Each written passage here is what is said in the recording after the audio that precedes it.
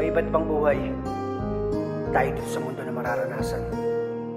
May masaya, malungkot, lahat ng yan di mo matatakasan. Pero palaging magpasalamat sa Ama para sa iyong mga natatamasa. Kinuhaan man yan o problema, ituloy mong isang biyaya. Nang ako'y namulat sa mundong ito, ako'y nabigla nagulat at litong-lito. Iba't ibang daan, diretso at liko-liko. Kailangan mong mamili sa tuwid at baliko. Maraming bagay di ka pwedeng humindi sumubok. Aming naging tulugan, hindi ka man lang makaikot. Nagugas plato gamit ang ulan, di ko malimot. Minsan naranasan panganto mo, minsan supot. Talagang kilabot ang aking pinagdaanan. Sa dami ng kirot, sadyan di matatawaran. Kalungkutan, kahirapan ang aking nalagpasan. Kapag naaalala ko, natatawa na lang. Di ako nagbibilang o kaya nagre-reklamo. Gusto ko lang sabihin na walang perpektong tao na sisilang mabibilang sa mandarayang mundo.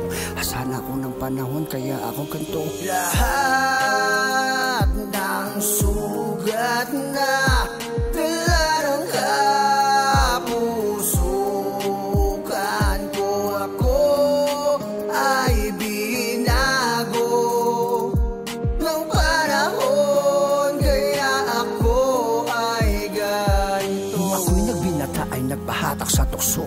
Nabilad sa apoy, ako'y pasong-paso. Utak ko'y di tinulungan, di inisip ng wasto. Nagtabas ng damo, gumulong-gulong sa bato. May mga babae sa aking buhay dinaanan. Sugatan, tuguan, puso hinayaan. Tinanggalan ko ng respetong kanilang kailangan. Agad tinalikuran na walang pakundangan. Di ito dapat tularan o maging basihan.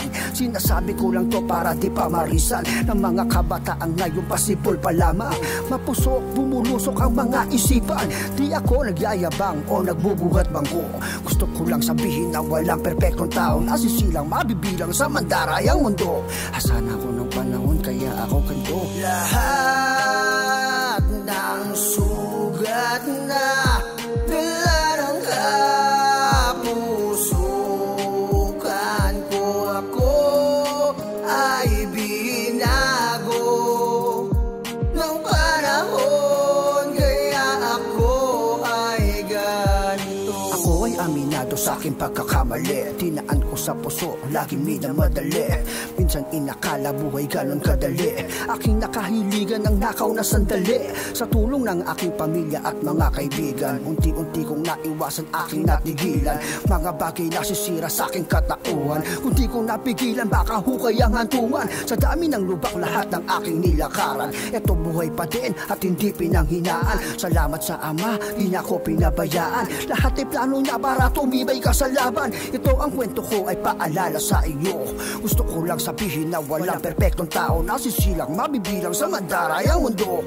Asan ako ng panahon kaya ako ganito. Lahat